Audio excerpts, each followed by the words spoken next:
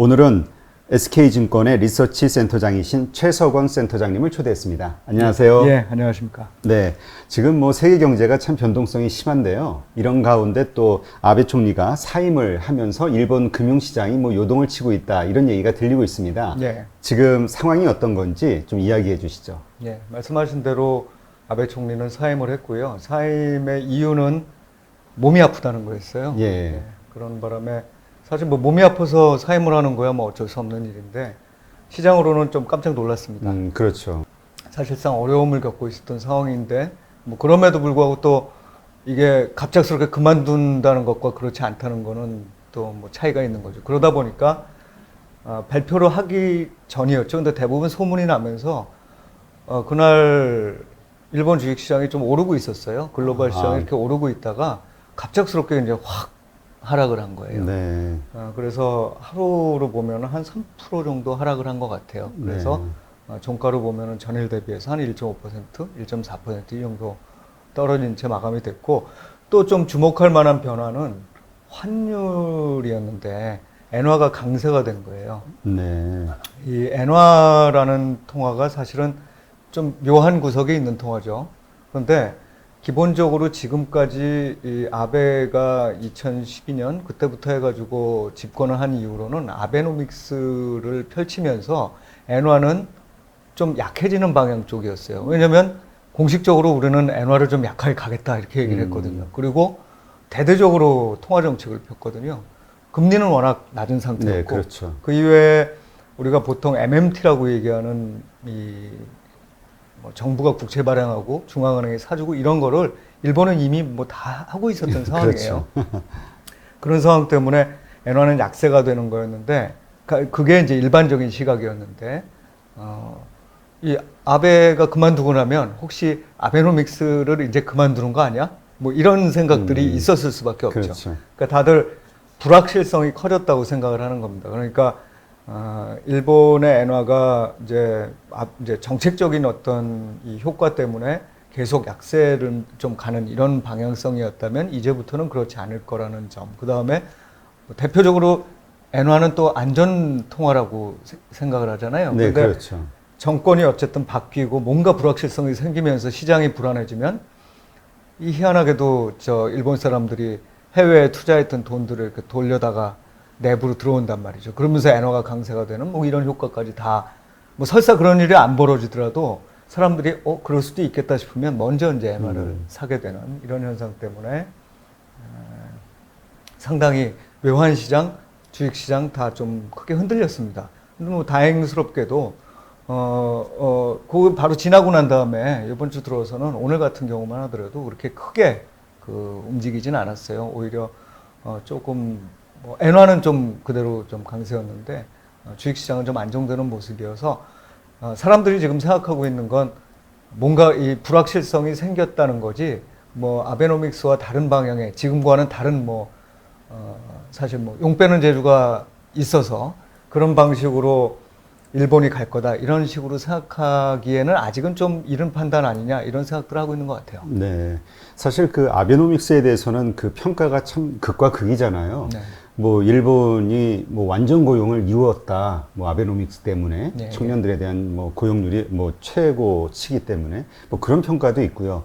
또 정말 그 뭐 진짜 돈 돌려막기다. 뭐 그런 무제한 양적 완화해서 그 중앙은행에서 뭐 저 주식까지 살 정도로 예, 좀 뭔가 일본 경제를 망가뜨렸다는 이야기도 있고. 근데 어쨌건 잠깐 실적이 초기에는 있었으나 지금은 다시 원상태로 간 어떤 그래프들이 뉴스에 나오더라고요. 예, 그런 시기죠. 그런 셈이죠. 그래서 사실 좀 답답했을 거예요. 왜냐면 이게 좀 얘기가 길어질 수도 있는데 뭐 기본적으로는 일본이라는 나라가 굉장히 빠른 속도로 고령화가 진행이 됐고 그 다음에 뭐 이게 정책적 실패든 아니면 뭐 또 다른 문제든 간에 또 일본과 미국과의 관계 때문에 그런 현상이 나타났든 간에 디플레이션 압력을 굉장히 장기간 동안 받아왔잖아요. 근데 그거를 그럼 벗어나기 위해서 어떻게 했었어야 되느냐. 그게 이제 고민이었겠죠. 근데 그 고민 중에서 우리나라도 이제 하나 참고해 볼 만한 게 있는 게 일본이 선택한 길은 디플레이션 압력을 제가 보기에는 디플레이션 압력을 어느 정도 용인해 가면서 사실상 이 노인들이 자산이 많잖아요. 예. 그 노인들이 보유하고 있는 자산에 대한 가치를 좀 보존하는 방향 쪽으로 정책적인 방향성들을 좀 가져갔던 게 아닌가 싶어요. 그런데 그러다 보니까 젊은이들이 이제 완전 힘들어지는 이런 상황이 됐고, 디플레이션 상황에서 이 성장에 대한 기대들이 계속적으로 좀 줄어들게 되니까 젊은 친구들이 뭔가 이렇게 사서 또는 빚을 내서 뭔가 하려는 이런 생각을 안 가졌다 이거예요. 그런 거를 좀 바꿔주려면 인플레이션으로 가야 될 거고, 인플레이션으로 가려면 당연히 금리도 좀 낮추고 공격적으로 통화재정 정책도 쓰고, 또 한편으로는 실제로 이제 뭔가 환율도 좀 약세가 되는 이런 방향 쪽으로 갔어야 된다, 이런 의사결정을 내릴 수밖에 없었는데, 여기서 한 가지 문제가 제가 우리도 좀 생각을 해봐야 된다고 말씀드린 게, 구조조정을 잘 못했어요. 일본이요? 그렇죠. 그래서 결국은 일본 하면 주로 여러 가지 이제 얘기가 나오는 와중에 제가 이게 굉장히 거친 표현임에도 불구하고 가장 근접하다고 표현하는 게 일본 경제를 좀비 경제라고 얘기를 하죠. 네. 그러니까 고용 문제, 뭐 또 안정성이겠죠. 그런 문제 때문에 이 기업 구조조정이라는 걸 굉장히 보수적으로 한 겁니다. 그 금리가 낮고 돈을 계속 주면 원래 기업이라는 데는 우리가 리스크가 발생을 했을 때 두 가지 리스크가 있거든요. 하나는 유동성 리스크가 있어요. 아니면은 신용 리스크가 있어요. 그러니까 뭐 근본적으로 사업 모델이 잘못됐기 때문에 돈을 못 번다는 얘기거든요. 네. 근데 그 리스크 중에서 유동성 리스크는 돈을 주면은 살아요. 그죠? 신용 리스크는 돈을 주면 살아요. 네. 그런데 문제는 뭐냐면 성장을 못 해요. 네. 그 상황이 지속적으로 이제 왔었다. 물론 일본 경제가 저는 사실 뭐 나름대로의 저력이 있다고 봅니다. 우리나라에서 뭐 일본과의 관계 때문에 사실은 일본을 계속 좀 나쁜 쪽으로만 보는 시각들도 있습니다만, 분명히 뭐 일본이 망했으면 좋으냐 그렇게 얘기를 하는 거는 좀 직접적이고, 뭐 우리보다 못했으면 좋겠죠, 당연히. 네. 그렇지만 사실은 몇몇 분야에서는 여전히 글로벌 탑 클래스거든요. 근데 경제 전체적으로 본다 그러면 어찌 보면 다른 나라들이 쭉 밀고 쫓아올 때, 우리나라, 중국 쫓아올 때 본인들의 기업들이 구조조정이 돼서 그걸 토대로 해서 생산성을 다시 높이는 방향의 어떤 구조개혁이 있었어야 되는데 아베가 그걸 못했어요. 네. 돈 풀고 뭐 금리 낮추고 또 오히려 규제를 좀 완화했죠. 그러면서 재정 정책 쓰고 뭐 이러다 보니까 사실상 근본적인 해결이 되지 못했다고 보는 거죠. 그게 일본 경제를 아마 상당 기간 동안 좀 이렇게 억제할 것 같다는 생각을 갖고 있습니다. 네. 근데 참 일본 경제가 말씀하신 대로 좀 희한한 게, 그런 아주 악조건임에도 불구하고 진짜 안전자산으로서의 그 통화 가치가 있었잖아요. 네. 근데 그러한 많은 이유를 찾는 그 이야기들 가운데서 일본의 그 국채는 일본 자체에서 일본인들이 가지고 있기 때문에 이게 외부에서 발행이 된 거면 우리가 이제 빚쟁이한테 쪼달리면서 뭐가 이런 압박을 받으면서 네, 네. 어려워지는데, 내부 식구들끼리 이게 돌리는 거기 때문에 그렇다, 이런 의견이 있었거든요. 예. 어떤 상황인 겁니까? 그렇게 뭐 경제적으로 보더라도 어느 정도 일리는 있는 얘기죠. 어차피 우리가 국채라고 얘기를 했을 때 정부의 부채인데, 네. 정부 부채가 그럼 누구의 부채냐 생각을 해보면 누구 부채죠? 그 안에 국민들이겠죠. 그렇죠. 국민들의 부채죠. 그러니까 자국 국채를 자국 국민들이 많이 갖고 있다는 얘기는, 이렇게 뒤에 가가지고서 내 이 장부를 한번 딱 열어보면 각 가게가 자산 이만큼, 부채 이만큼을 갖고 있다는 얘기거든요. 네. 그러니까 사실은 자산과 부채가 매칭되어 있는 상태인 거예요. 이게 그렇기 때문에 뭐 사실 내부에서는 우리가 미국 국채에 대한 걱정을 덜 하는 이유가, 미국은 기축통화니까 계속 찍을 거라고 찍어도 상관없다고 생각을 하는 거잖아요. 네. 그런데 일본의 그 폐쇄 경제로 본다면 90% 이상이라고 보면 뭐 거의 폐쇄적인 그 자본시장일 텐데, 그런 상태로 본다면 사실은 내가 자산도 갖고 있고 내가 부채도 갖고 있는 이런 상황이 되는 거죠. 그러니까 내가 부채를 돌려받으려면, 그러니까 꿔준 돈을 갚으려면 내 자산을 팔아서 가져가면 되는 구조니까, 사실상 그런 의미에서 달러 보유 채권이라든지 이런 걸 갖고 있을 때 하고의 디폴트 리스크는 완전히 다르게 평가되는 게 맞아요. 그런데 일본의 통화가 안전자산으로서 역할을 하는 거는 사실 그런 문제보다는 이건 사실 좀 이에 대해서 찬성하시는 분도 있고 아닌 분도 계실 텐데 제가 보기에는 미국과 일본의 관계라고 생각을 해요. 그러니까 결국은 일본이란 나라는 미국 입장에서 봤을 때 동아시아 전체를 아우르는 그 방어 라인에서 가장 중요한 역할을 하는 데 중에 하나예요. 그러니까 아베도 굉장히 친했잖아요. 근데 그렇죠. 사실 미국하고 일본의 관계가 나빴던 적이 그렇게 많지 않아요. 그리고 심지어는 일본은 사실 그런 만한 또 군사력이 없었기 때문이기도 하지만 예전에 저희가 플라자 합의 이럴 때 보면 말도 잘 듣잖아요. 그렇죠. 가서 골프도 잘 치시고 그러니까 이런 정도로 굉장히 가까운 사이. 그게 결국은 뭐냐면 우리가 알게 모르게 1960년대부터 통화 수합이라는 게 다 있는 거거든요. 그러니까 일본의 통화라는 게 일본 이외 동남아시아 일부를 제외하면 얼마나 많이 거래하겠어요. 그렇죠. 거래 통화로서의 일본 엔화를 누가 그렇게 많이 가져가겠어요. 물론 투자 통화로서의 일본 엔화를 원하는 사람들이 있지만, 근데 이제 결국 중요한 거는 미국이 뒤에서 봐줄 거다라고 생각을 하는 거죠. 좀 이렇게 거칠게 표현을 하자면. 그래서 결국 미국의 크레딧으로 어느 정도 백킹이 되고 있는 통화로서 전체 그러니까 달러 기축 통화 체제 내에서의 준 기축 통화로서 인정을 받고 있다는 게 중요한 거라고 봐야겠죠. 그 지금 사실 아베노믹스 하면서 무제한 양적 완화하고 마이너스 금리 가고 하는 이런 것들이 사실상은 인위적인 환율 조작으로 볼 수도 있는 거 아닌가요? 그럴 수도 있죠. 그걸 이제 미국에서는 문제시하지 않으면서 중국은 지금 그것 때문에 엄청나게 맞습니다. 갈등이 벌어지고 있는 건데 일본에 대해서는 그냥 무기를 해주면서 그래서 이제 일본 경제가 그래도 좀 이렇게 버텨나갈 수 있게 용인을 해준 것이다 이런 평가들이 있잖아요. 그렇죠. 그게 이제 첫 번째 단계고요. 그 다음 또 하나 단계는 뭐냐면, 엔화 값을 싸게 해서, 값이 싸진다는 얘기는 그러니까 누군가가 조달하기 좋다는 얘기잖아요. 그렇죠? 이게 금리도 낮고 조달하기 좋은 통화가 되는데, 그게 사실상 이 역시도 약간 좀 생소한 논리일 수도 있는데, 일본이 그런 정책을 쓰는 거를 용인하는 측면도 있고, 그걸 통해서 미국의 자산 가격이 지탱되는데 한편으로 힘을 보탠다는 또 평가도 할 수 있는 겁니다. 그러니까 우리가 과거에 엔캐리 트레이딩이라는 얘기를 많이 했잖아요. 요즘은 그렇죠. 사실은 모든 나라 금리가 다 0%니까 조달 코스트가 다 낮아져서 큰 의미가 좀 없어질 수도 있지만 어쨌든 일본으로부터 나간 그런 어떤 돈들이 특히 미국 쪽의 자산을 뒷받침해주는 그런 역할도 일부 했었다고 보면 그런 구조 하에서 일본 경제는 사실 미국과 거의 이렇게 미국이 좋다고 일본이 좋아지는 건 아니지만 어쨌든 이 하단은 상당히 막는 그러니까 적어도 금융통화 시스템 측면에서 하단은 막는 그런 역할을 하는 그런 구도가 있다고 보여집니다. 네. 그런 루머도 좀 있었잖아요.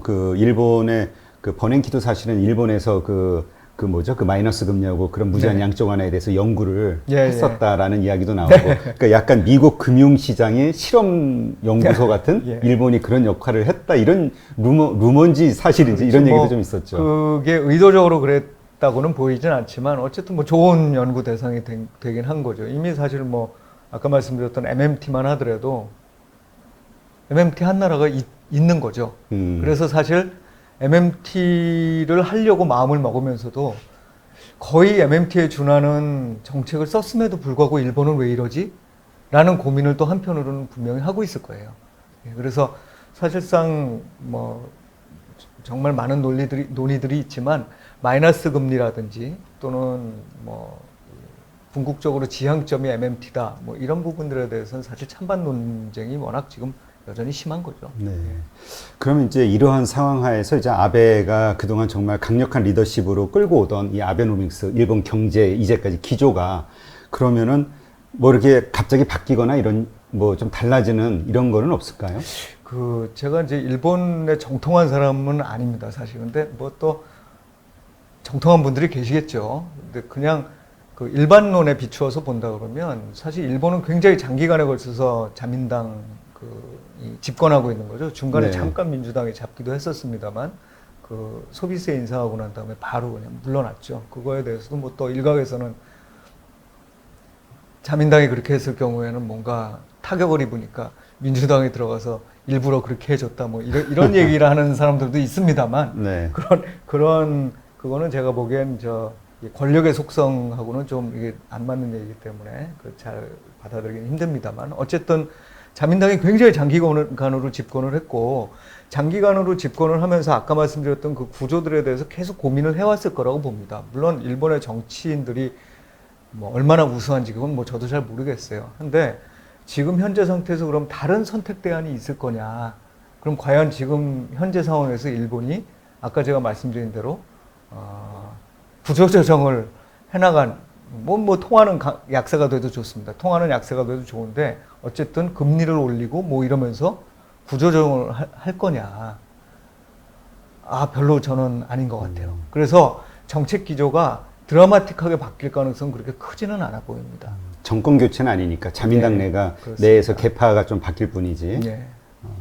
그러면은 뭐 이제까지 여러 가지 경제 뭐 일본을 중심으로 해서 이제까지 흘러가고 있던 기조가 갑자기 뭐 변하거나 해서 또 우리가 어떤 영향을 받을 그런 상황은 생기지는 않겠네요. 네. 근데 사실은 우리가 모르는 것 중에 하나가 뭐 스가가 됐든 뭐 지금 또 왜죠 그 새롭게 좀 떠오르는 사람이 됐건 사실 그 사람들의 성향에 대해서 가만히 이렇게 보면은 잘 모르는 것 같아요 저희가. 그래서 이제 막상 그분이 어떤 분이 총리가 되고 난 이후에 뭔가 드라마틱한 변화를 낼 수 있을 거냐 그거를 지금 예단하기는 어렵지만 사실상 지금은 사실 또 그런 변화를 추구할 만한 좋은 상황도 아닙니다. 뭐 일본도 아시겠지만 그 2분기 GDP가 엄청나게 나쁘게 나왔다는 거죠. 뭐 이러다가 진짜 우리나라하고 1인당 GDP가 바뀌느냐 아니냐 뭐 이런 얘기까지 하고 있는 네. 거니까요. 그런 상황에서 지금 또 다른 방법이 뭐가 있을까? 지금의 구도를 조금 더 유지하고 그런 가운데 일단 현안을 해소하는 게 더 큰 문제라고 봐야 되겠죠. 상식적으로는. 네. 그렇군요. 근데 마침 일본 얘기가 시작이 됐으니까 하나 더 질문을 드리면은 그 일본의 약점으로 그 몇몇 분들이 지적하는 게 일본은 뭐 예전에는 부동산 투자, 네. 그 다음에 이제 뭐 지금은 자산이 있으면 전부 은행에다가 예. 돈을 맡긴다. 그러니까 뭐 이렇게 기업의 증권 쪽에다 투자를 해가지고 활성화시키는 이런 쪽으로는 좀 되게 미약하다. 뭐 이런 평가들이 있더라고요. 예, 있죠. 예. 예. 그게 그런데 비단 일본뿐만 아니라 독일도 비슷합니다. 아, 그래요? 예, 그러니까 사실은 이 자본시장이 굉장히 발달을 해서 그쪽에서 주로 이제 많이 놀고 국민들의 대부분이 이 주식을 굉장히 많이 보유하고 있고 미국 보면 뭐 대단하잖아요. 그렇죠. 물론 네. 뭐 401k 이런 걸 통해서 보유하고 계신 것들도 많지만 그런 나라가 오히려 드물죠. 예, 오히려 이제 유럽 대륙의 시스템은 보통 은행을 중심으로 이루어졌었고 은행을 중심으로 이루어진 게 뭐 여러 가지 제가 보기엔 이유가 있다고 봐요. 그러니까 우리는 사실 자본주의가 시작된 지 얼마 안 되지만 사실 중상주의부터 시작해서 사실 엄밀하게 따라서 자본주의라고 얘기할 수 있을지 모르겠지만 이런 금융 버블이 나타났던 경험들이 굉장히 많잖아요. 그러다 보니까 사실상 그리고 금융 버블이 나타났을 때 가만 보면 그게 주로 어디서 나타나냐면 은행 쪽에서 뭐 대출을 많이 해서 이런 버블들보다는 투자 시장 쪽에서 나타났거든요. 네, 그렇죠. 뭐 튤립도 마찬가지고 뭐 남해 시장도 주식하고 채권하고 남해 버블이죠, 그죠? 그다음 미시시피 버블 뭐 이런 거 보면 다 주식, 채권 이런 것들이 이제 들어간단 말이에요. 그러니까 그런 시스템이 장기적으로 봤을 때 과연 이 경제의 건전성이나 금융 시스템의 세이프티를 보장해 주느냐 이런 데 대한 고민이 많았을 거예요. 근데 그런 측면에서 사실 일본이라는 나라는 독일의 시스템을 많이 갖고 온 나라잖아요. 그러다 보니까 그런 문화가 많이 이렇게 형성이 되어 있는 것 같고 뭐 더 나아가서는 뭐 일본의 뭐 사람들이 우리랑은 달라서 자본시장에 대한 뭐 관심도가 적고 돈을 별로 욕심이 없고 뭐 노인들이 많아서 이건 뭐 일부 맞는 얘기가 있을 수 있죠. 근데 그랬으면 버블도 안 나타났었어야죠. 예, 그러니까 그 버블의 또 경험이 굉장히 많은 트라우마로 작동을 하고 있는 거 아닌가라는 생각을 좀 합니다. 네. 그때도 사실 뭐 부동산 버블도 컸지만은 증권시장도 버블이 엄청났었죠. 그럼요. 예. 그렇군요. 하여튼 일본이라는 나라는 하여튼 이 벌어지고 있는 현상을 보면은 참 이렇게 그 이해 안 되는 부분들이 많아가지고 참 예. 독특한 예, 좀 시스템인 것 같기도 하고, 예. 예, 하여튼 숙제입니다. 네, 알겠습니다. 그 잭슨홀 미팅인가요? 거기에서 그 이제 2% 이상의 인플레이션을 용인하겠다. 예. 예전에는 그거 뭐 인플레이션 파이터라고 그래가지고 뭐 절대 용인할 수 없는 그런 입장에서 완전히 획기적으로 바뀌었다. 뭐 이런 평들이 많이 있거든요. 예. 이 부분에 대해서 좀 이야기해 주시죠. 예, 그 통화 정책의 역사를 쭉 이렇게 보는 관점으로 보면 상당히 큰 변화라고 봐야 되겠죠.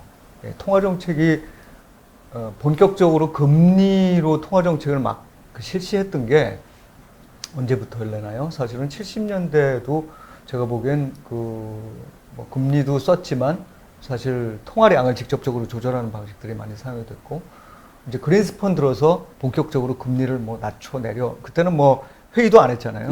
회의를 안 하는 게 아니라 회의 끝나고 난 다음에 코멘트도 안 했어요.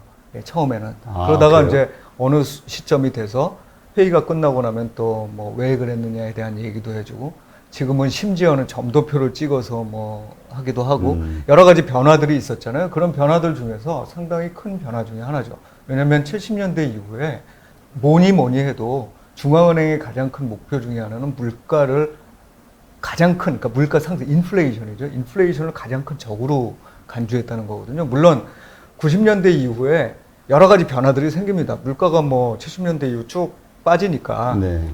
이제 뭐 물가만 봐서는 되겠어? 그러니까 실업률하고 같이 봐야지. 그래서 테일러 준칙 같이 이렇게 뭔가 이 성장과 물가가 균형적으로 맞을 수 있게 하는 뭐가 있지 않을까? 이런 것도 또 얘기를 하고, 유럽 또 중앙은행을 둘러싼 그 연구소에서는 또 그런 얘기들도 하죠. 이거 자산 가격도 좀 봐야 되는 거 아니야? 뭐 이런 얘기들 이렇게 쭉 변화가 왔는데, 어쨌든 그 중심에는 항상 뭐가 안 빠졌냐면 물가라는 게 안 빠졌어요. 왜냐면 인플레이션 리스크라는 게 왜 이게 위험하냐면 익스펙테이션이 발생을 하면 네. 통제가 안 된다는 거예요. 그러니까 그전에는 어떻게 통제가 되는데 일단 한번 익스펙테이션이 발생이 되면 통제가 안 된다는 것. 그다음에 또 수시로 이제 정부가 국채를 막 발행을 많이 해가지고 전반적인 인플레이션 압력을 높여간다고 할 때 이거를 통제할 만한 또 힘이 상대적으로 있어야 된다는 믿음도 강했고 했는데, 요번에 보면 그거를 굉장히 이렇게 많이 한 걸음 후퇴한 거죠. 그래서 이게 도대체 왜 그랬을까 생각을 해보면 그냥 직관적으로는 굉장히 디플레이션 리스크가 심각하다고 생각하는 모양이다. 이게 그냥 우리가 보통 생각하기에 나타나는 인플레이션 지표를 보면은 뭐 살짝 이렇게 뭐 아주 마이너스 계속 나오진 않잖아요. 그러니까 일본을 제외하면 나머지는 주로 플러스권인데 낮은 인플레이션이거든요. 근데 지금 고민을 하고 있기를, 이 상태를 제대로 잘 통제 못하는 만약의 사태가 벌어지게 될 경우에 나타날 수 있는 디플레이션 리스크가 굉장히 크다고 느끼는 모양이다. 그거를 못 찾게 되면 이제는 이제 인플레이션 익스펙테이션의 문제가 아니라 디플레이션 익스펙테이션의 문제가 돼버리는 거죠. 그러니까 뭐 이게 내일 모레 더 싸진다 그러면 제가 안 사고 그렇죠. 버틸 거니까 지금 현재 수요가 줄어들게 되는 이런 현상들, 그런 현상도 안 막힌다는 걸 크게 보고 있고, 이제 그런 측면에서 아마 정책을 사용했다고 봐요. 그래서 당연히 이제부터는 좀 인플레이션을 좀 대놓고서 한번 좀 이렇게 부양을 시켜보자. 물론 거기에는 또 다른 이제 이 뒷얘기들이 있죠. 지금 워낙에 부채 규모가 커지니까 이 부채를 줄이는 가장 중요한 쉬운 방법 중에 하나가 또 인플레이션을 발생시켜서 부채의 가치를 떨어뜨리는 거잖아요. 그렇죠. 그러니까 뭐 자산을 증가시키는. 그렇습니다. 네. 그래서 이제 뭐 몇 가지 이유들이 있겠습니다. 뭐 어쨌든 지금 현재 굉장히 많은 돈을 써야 될 수밖에 없고, 한편으로는 디플레이션 리스크가 굉장히 고민되고, 이게 다 맞물려 돌아가는 건데, 이런 상황에서 한 발짝 이제 인플레이션에 대한 시각을 또는 그 접근이나 대응 방법을 바꿨다는 측면에서 상당히 의미 있는 변화라고 생각을 하고 있습니다. 네. 또 한편으로는 그런 의견도 있더라고요. 연준이 사실은 지금 벌어지는 상황을 컨트롤할 수 있는 힘이 사실상 없다라는 것을 인정한 거 아니냐, 뭐 이런 의견도 있던데요. 예, 그럴 수 있죠. 뭐 근데 이게 참 그런 것 같아요. 실물 경제와 관련해서는 말씀하신 게 상당히 맞는 것 같아요.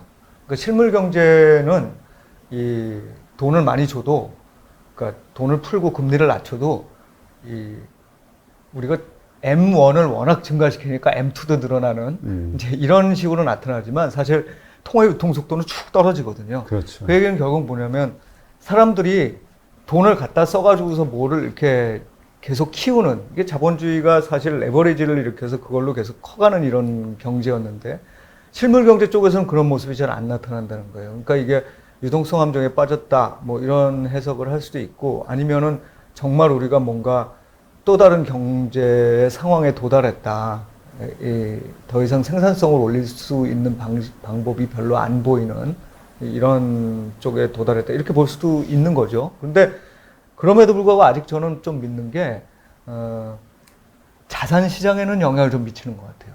미칠 수 있는 것 같아요. 그거는 뭐하고 맞물리는 거냐면 사람들의 본성, 그러니까 그게 돈의 본성이라고 할 수도 있고, 돈을 주면 또는 돈을 빌리는 값이 싸지면 사람들이 그걸 통해서 뭔가 돈을 벌고자 하는 욕망이 분출된다. 그렇죠. 자산 시장을 통해서. 그거와 관련해서는 뭔가 영향을 미치고, 혹시 실물 경제 쪽은 아니더라도 그쪽의 어떤 도움들이, 자산 시장 쪽에서의 도움들이 연준으로서 필요한 정도로 지금 상황이 안 좋은 거 아니냐, 이렇게 해석해 볼 수도 있겠죠. 예. 그러니까 지금 사실 실물 경제는 이게 금융시장은 V자 반등이 일어났지만 실물 경제 쪽은 지금 아직까지 L자, 그러니까 아직 반등이 일어나질 않았다라는 이야기들이 많이 있잖아요. 그러니까 지금 말씀하신 대로 이런 것들이 실물 경제는 이런데 이 자산 시장에만 이렇게, 그러니까 버블 같은 게 실물이 안 따라와주면 그게 버블인 거잖아요. 네. 이런 게 꼈을 때 그게 더 심각해지는 게 사실은 그게 더 심각한 건데 네. 그거를 용인할 수밖에 없을 정도로 지금 연준의 입장에서는 아주 힘든 상황이다, 이렇게 네, 보시는 뭐 거군요. 그렇게 볼 수도 있는 거죠. 그리고 사실은 요번에 이제 좀 정책을 달리 했죠. 통화 정책은 뭐 이미 금리 낮았었잖아요. 네. 내린다고 한들 뭐 얼마나 더 내리고 뭐 또 돈을 풀어준다고 한들, 지난번 우리 경험했었어요. 양적 완화를 해줘도 중앙은행에다가 계좌로 이렇게 돈 쏴주는 거죠. 그러니까 중앙은행이 보유하고 있는 채권하고 연준의 그 돈하고 이렇게 바꿔서 표기만 바꾸는 거니까 네. 표기를 바꿔줬는데 그거 안 빌려간다 이거죠. 그러니까 뭐 이번에는 그렇게 안 하고 뭐 재정 정책을 사용을 해서, 근데 이거는 뭐 제가 보기엔 그런 식의 해석이 아니라 이번에는 재정 정책을 사용할 수밖에 없는 방식이었고, 재정 정책을 쓴다고 경제가 바로 다 이렇게 나이스하게 좋아지냐, 그렇지 않다는 게 이번에 성장률에서도 보시듯이 지금의 재정 정책은 소득의 보전이에요, 대부분. 그죠? 그러니까 재정 정책이 만약에 2분기 때 미국이 한 30% 마이너스 성장률이었는데 재정 투입도 없었다. 그래서 예를 들면 추가 실업수당도 없었다. 그랬으면 성장률이 얼마나 왔을까?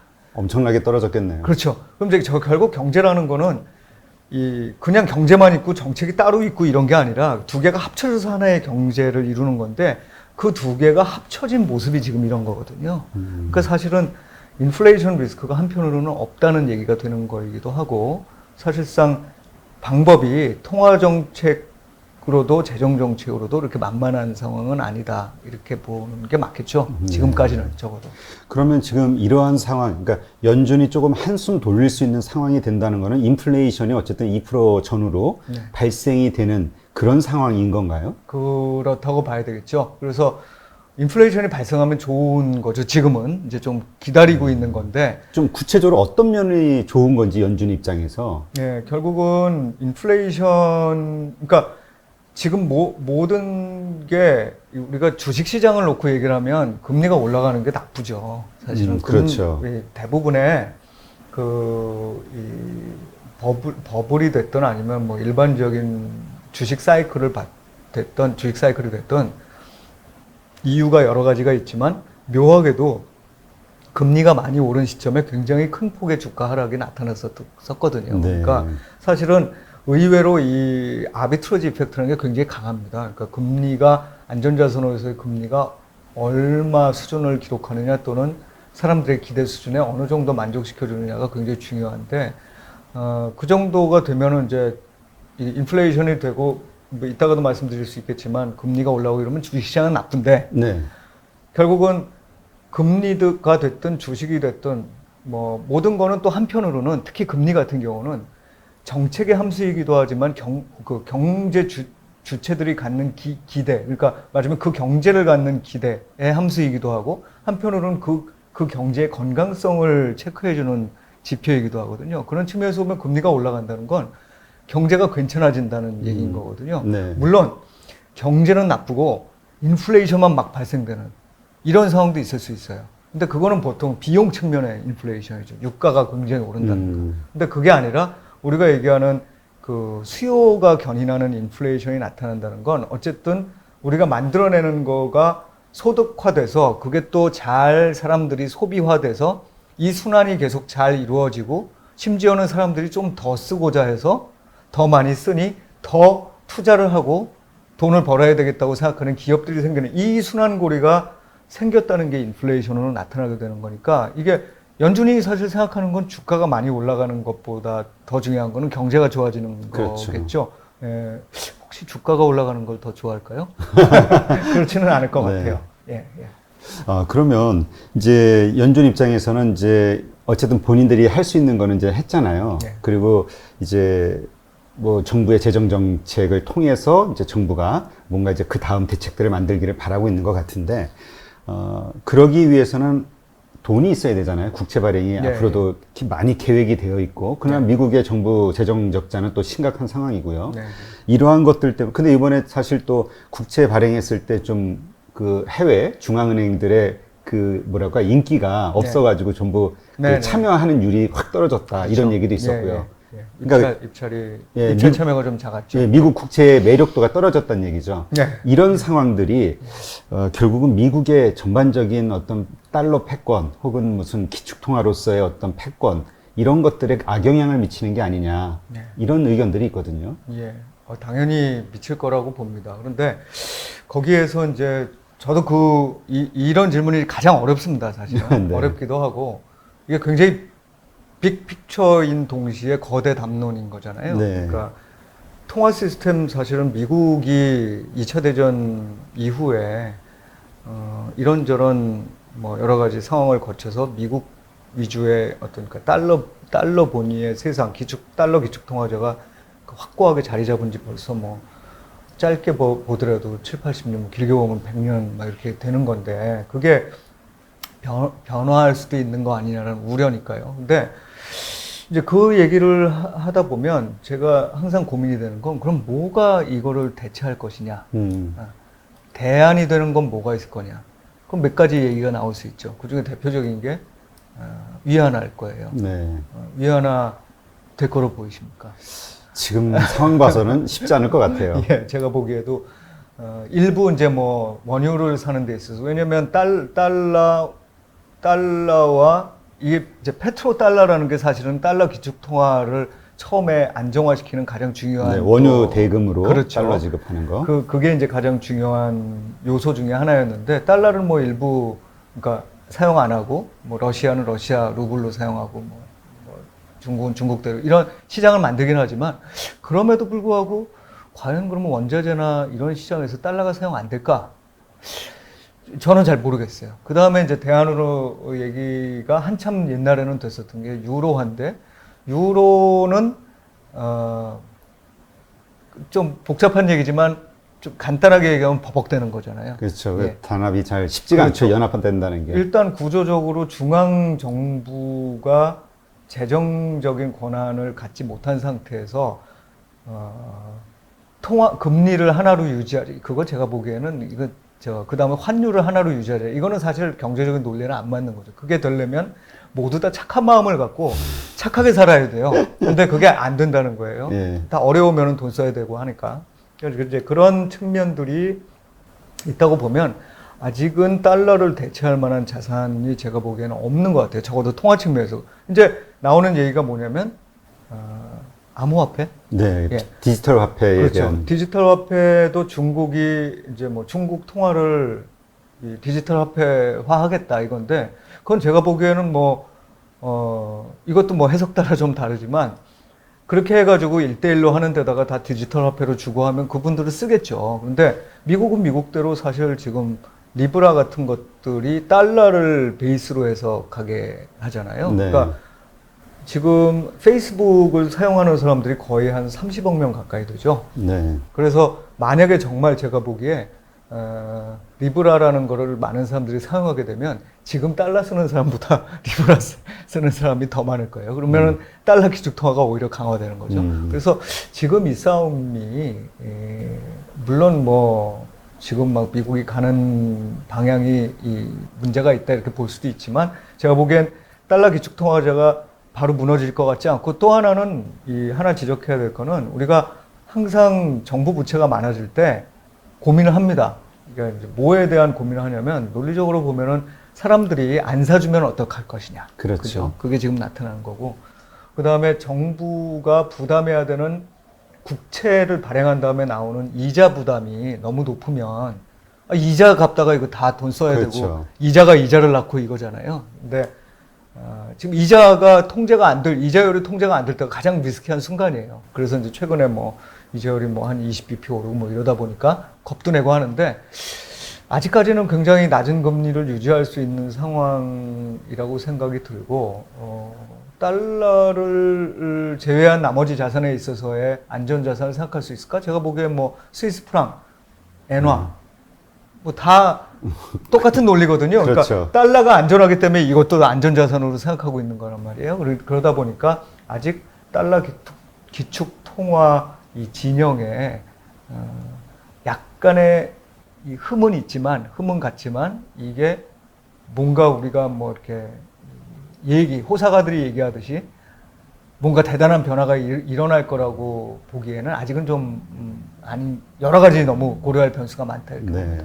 그러니까 지금 말씀하신 대로 미국만의 문제면은 우리가 좀 이렇게 생각해 볼 수 있는데, 사실 모든 나라들이 지금 다 어려운 상황이고 모두가 다 양적 완화를 할 수밖에 없는. 그렇죠. 그러니까 예. 똑같은, 그러니까 모든 나라들의 레벨이 안 좋은 쪽으로 하향, 동시 평균 하향이 되는 상황이지 않느냐라고 얘기하는 분들도 있더라고요. 예, 그것도 맞는 말씀입니다. 어차피 우리가 뭐 이 세상에 특히 환율이라는 거는 다 상대적인 개념이잖아요. 네. 그러니까 통화의 가치라는 것도 상대적인 개념이고, 돈이 있으면 나는 모든 나라가 다 마음에 안 들어서 우주에 투자를 할 거야. 뭐 우주는 여기서 우주선이 아니라 외계인들이죠. 외계인들이 발행하는 채권에 투자할 거야. 이러면 모르는데 그럴 수 없잖아요. 그죠? 그럼 누군가를 상대적으로 골라야 되는데, 누군가를 상대적으로 고를 때는 여전히 미국이 낮고, 물론 이럴 수 있습니다. 그게 모든 나라가 다 그렇게 나서니까 나타나는 현상은 금이나 주식 일부, 이제 우리 성장주 같이 이런 데들로 돈이 가는 현상들. 네. 그거는 이 시스템과 이 모든 것들이 난 다 불만이야. 나는 이런 거 말고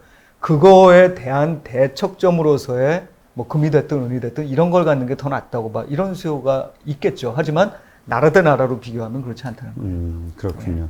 그러면 이제 그런 어떤 큰 데미지, 패권의 어떤 흔들릴 만한 그런 데미지는 없겠지만, 어쨌든 상당한 달러의 흠집은 가는 거고, 그것이 이제 결국 장기적인 달러 약세로 갈 것이다라고 이제 보는 분들이 많이 있잖아요. 예.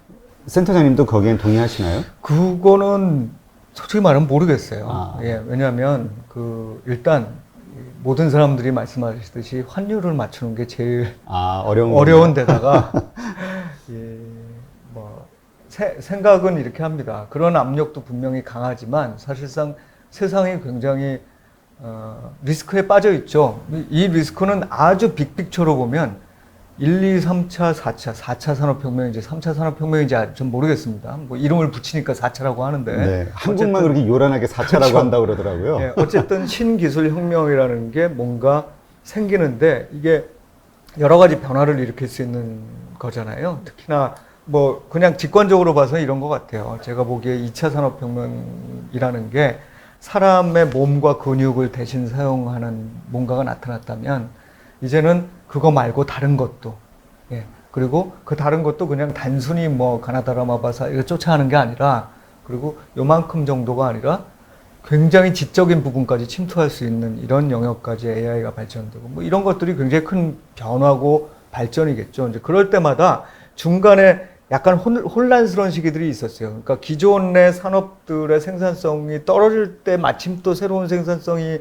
높아지는 산업이 나타나는데, 그게 이제 이게 떨어지는 건 쭉 떨어지고 있고, 또 한편으로 이게 올라가는 거는 올라가긴 하는데 기술의 발전에 비해서 실제 모든 세계가 그거를 이 수혜를 입기까지는 시간이 또 걸린단 그렇죠. 말이죠. 이제 그런 시기에 좀 빠져 있는 게 아닌가 우리가 생각을 하고 있고요. 주식시장은 좀 다른 얘기입니다. 뭐 주식시장은 옛날 우리가 그 증권사, 건설사 이런데 그 주가 보면 아시겠지만 우리나라에서 저 미래 거를 땡겨오잖아요. 그렇죠. 예, 그러니까 주식시장은 좀 다른 얘기입니다만 실물 경제는 그런 상황 속에 좀 이렇게 이렇게 좀 있는데, 그럴 때 그러면 과연 사람들이 안전하다고 생각하는 게 뭘까?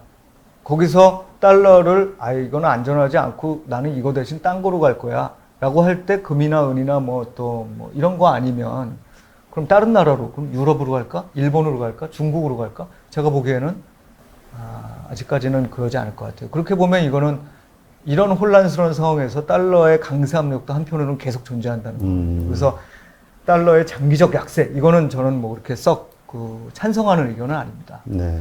그러니까 지금 그 질문을 드린 게 그 얼마 전에 뉴스에서도 나왔습니다만은 테슬라의 한국 개인들이 그 테슬라의 3대 주주보다 10대 주주인가? 그렇게, 10대 주주에 포함될 정도로 많은 돈을 투자했다. 그 직접 외국인 투자, 한국인의 그 직접 투자가 되게 커졌다. 이런 얘기, 그러니까 그로 인한 어떤 환차손에 대한 그런 우려를 하시는 분들도 좀 있거든요. 예, 뭐 당연히 그런 우려 있을 수 있습니다. 그런데 또 특징적인 게 뭐냐면요. 이머징 마켓 통화는 하락할 때, 시간을 주지 않고 굉장히 빠른 속도로 폭락을 해버려요. 반면에 선진국들의 통화 가치는 뭐 지내놓고 나면은 반값 됐다 뭐 이럴 수는 있지만 그 과정이 굉장히 지난하게 오랜 기간 지속이 됩니다. 그래서 당장 그거를 고민하셔야 될 타이밍은 저는 아니라고 봐요. 그래서 오히려 좋은 나라에 이러다 보니까 다 이제 해외 자산 하시라 뭐 이런 얘기처럼 들릴 수도 있는데, 좋은 나라에, 그러니까 선진국에 자산에 투자할 때는 저는 가급적이면 해지를 너무 많이 하시지 말라는 게 그냥 달러 자산으로 그렇습니다. 보유를 하는 게 낫다. 예, 그렇게 생각을 하고 있어요. 네, 알겠습니다.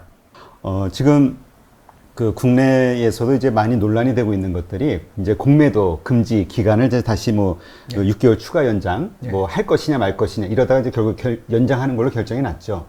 예, 그리고 또 대주주 요건 이게 10억에서 3억으로 줄면서 이게 또 큰 논란이 좀 벌어지고 있고요.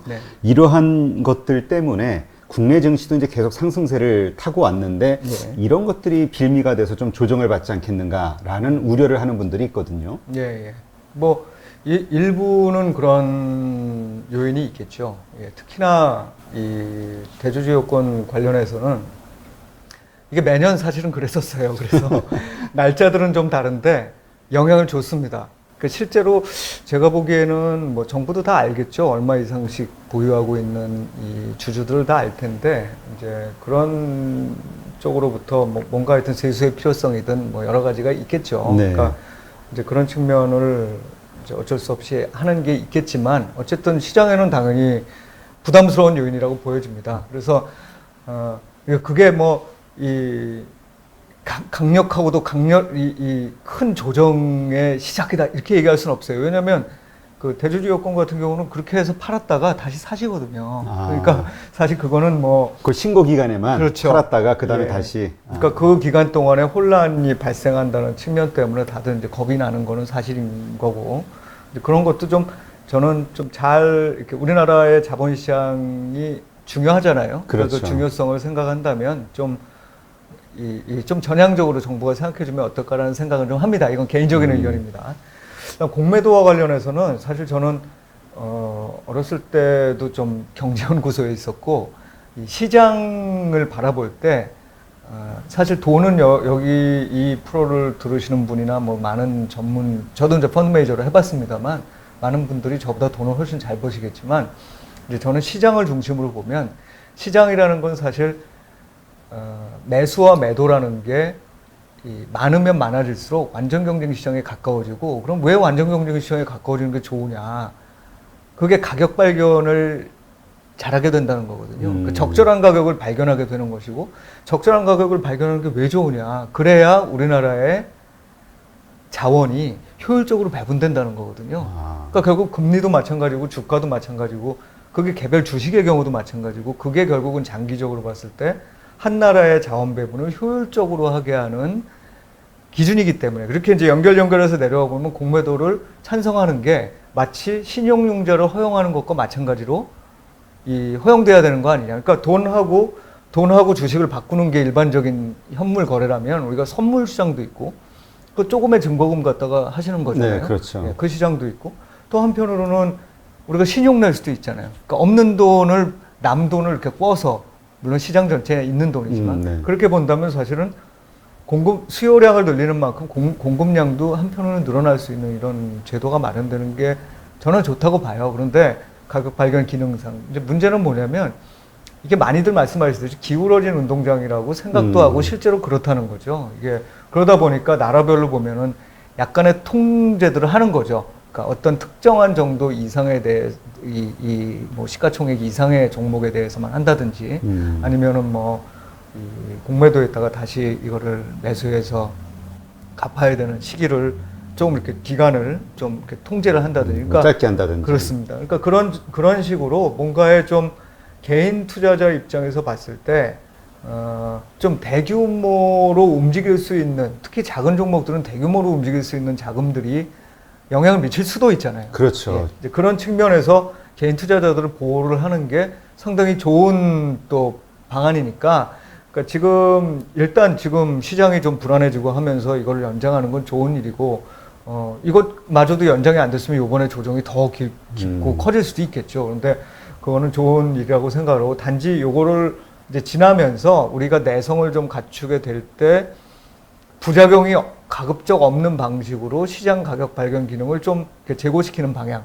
그래서 또 많은 분들이 얘기하시듯이 공매도와 관련된 혹시 편법이나 불법이나 뭐 이런 것들이 발견이 될 경우에는 그런 거에 대한 처벌을 좀 강화하는 방향. 이런 식으로 고쳐나가는 게 우리 전체 시장을 위해서 좋을 거라고 생각을 합니다. 네. 예. 그런 얘기도 있더라고요. 개인들에게도 예. 이렇게 뭔가 공매도에 참여할 수 있는 합법적인 길을 만들어 놔야 네, 네. 이게 좀 운동장이 좀 평평해지는 게 아니냐. 그렇죠. 예, 그것도 맞는 말씀입니다. 그래서 그럴 수 있는 방안도 좀 고민들을 해봐야 될 것 같아요. 물론 이제 개인들이 할 수 있는 공매도라는 게 이제 이게 결국 빌려야 되잖아요. 그렇죠. 예, 그러니까 이제 쉽지는 않죠. 쉽지는 않은데 우리 이 시장 내에서 잘게 쪼개가지고서 그 기관들끼리 거래하면은 이 큰 채권도 잘게 쪼개가지고서 거래시키기도 하고 이런 방안들은 우리가 특히 디지털화된 시장에서는 충분히 고민해 볼 수 있지 않나 생각을 해요. 그래서 그런 측면도 같이 한번 고려를 해서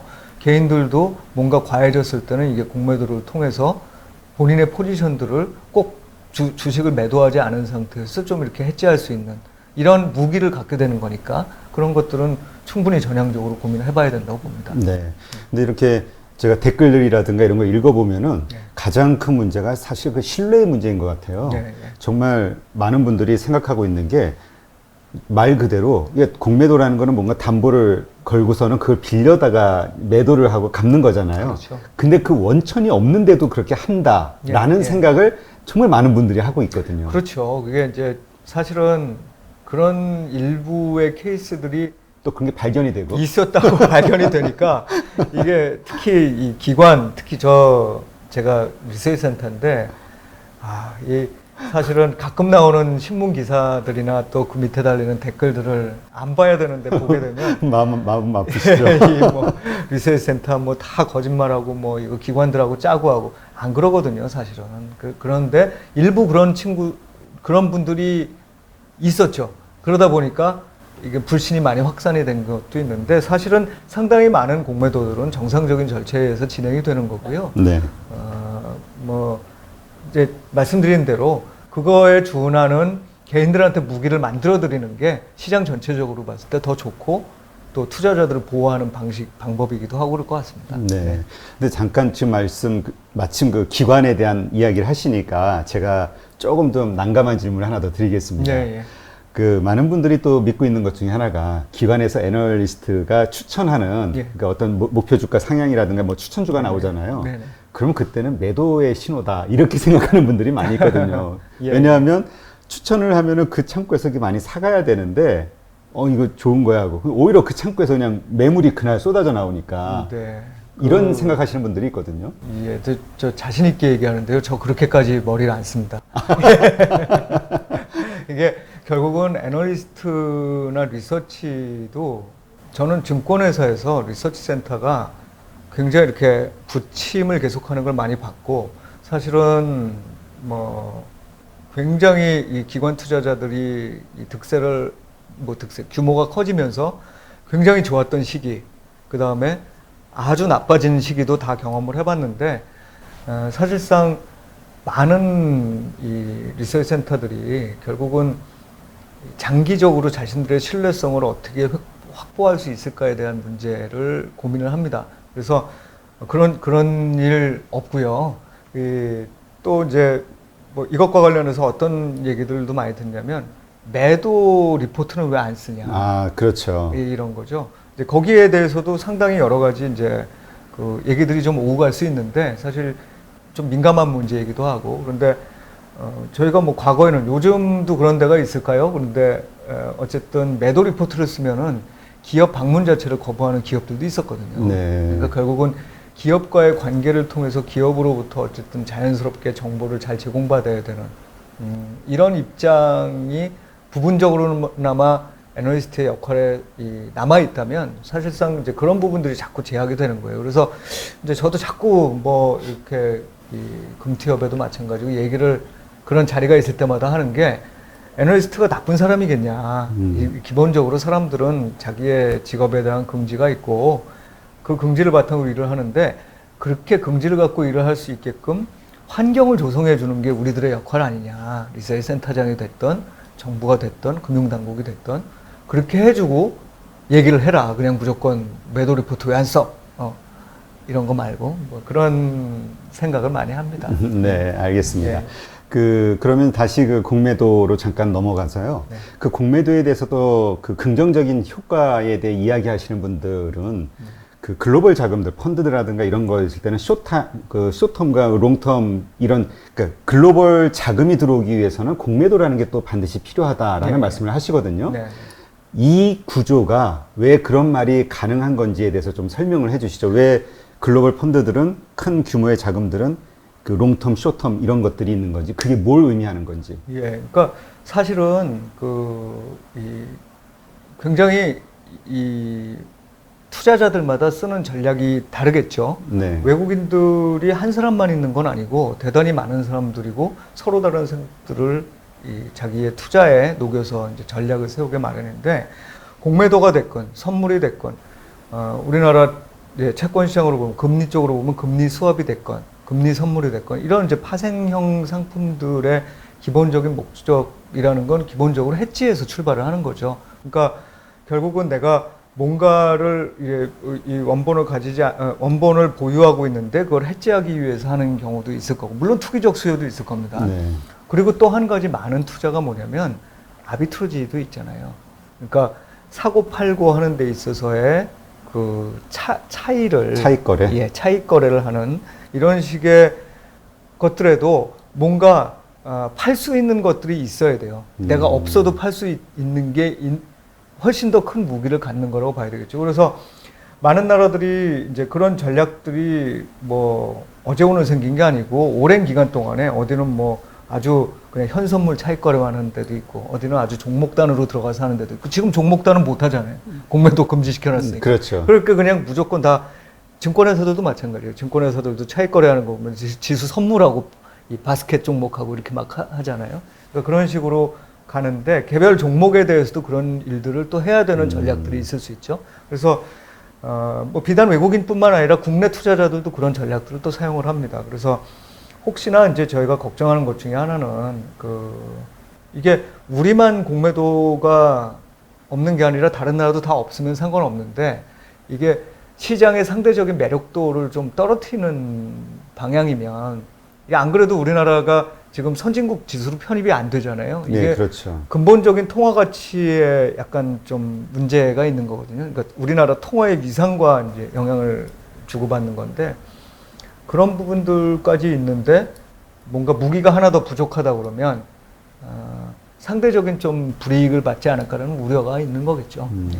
그리고 그 말씀은 그 외국인 자금이 그렇게 사기도 하면서 그 산 걸 또 했지 하는 용도, 그러니까 이런 것들이 자유로워야 그런 대규모의 큰 자금들이 들어와서 논다. 네. 그렇죠. 이게 이제 예. 그 긍정적인 부분이다. 그렇죠. 이렇게 얘기를 하시는 거죠. 예, 예. 그러니까 그 롱 온리, 그러니까 이 사서 장기 보유, 뭐 이 워렌 버핏 네. 이런 사람들만 있는 게 아니거든요. 그런 사람들은 오히려 부분적이신 거죠.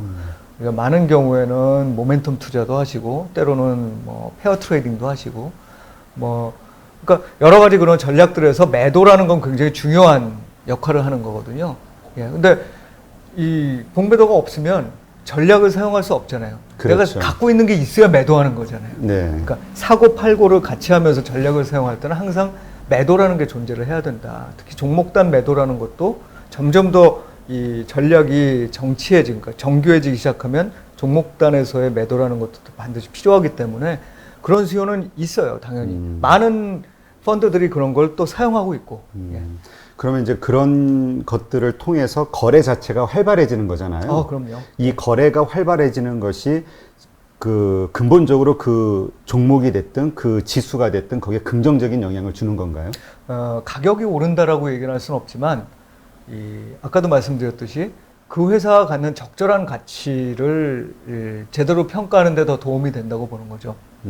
그래서, 이거 뭐 한참 싼 종목인데 뭐 그런 전략이 나오지도 않죠. 비싸니까 전략적으로는 그렇죠. 팔라고 나오는 거거든요. 그러니까 사실은 우리가 이 시장에서도 많은 개인 투자자들도 그러시겠지만 이번에 부동산 문제에 대해서도 이제 많이들 제가 이렇게 주변에 있는 분들하고 얘기를 해보면 부동산 투자가 불로소득이냐 아니냐, 주식 투자가 불로소득이냐 아니냐, 그러니까 자산소득이라는 게 이게 굉장히 논란거리잖아요. 그렇죠. 그런데 그래도 주식시장에 있는 또는 증시에 있는 사람 입장에서는 공부를 많이 하시고 고민을 많이 하신 분들이 확률적으로 돈을 더 벌어가시는 게 맞는 거잖아요. 그게 우리가 야근 많이 하고 일을 더 많이 하시는 분들이 또는 더 현명하게 일하시는 분들이 돈을 더 많이 버는 것, 보상을 더 많이 받는 게 정당하다고 믿는 것처럼 증시에서도 그런 것들이 작동을 해야 되는데 그런 가격을 제대로 찾아갈 수 있도록끔 도와주는 게 아니냐. 그렇게 이 매도와 매수 물량 자체가 많아져서 거래량이 늘어난다는 게 이런 관점에서 이해를 하자는 거죠. 네. 그 몇 달 전에 이제 저희 방송에 그 뉴욕 헤지 펀드의 그 펀드 매니저가 출연을 한번 한 적이 있었는데 네. 특기가 공매도더라고요. 근데 그 얘기 하더라고요. 정말 무섭다고 처음에 할 때는. 왜냐하면 손실이 났을 경우에 얼마까지 무제한도로 이 손실이 나기 때문에 네.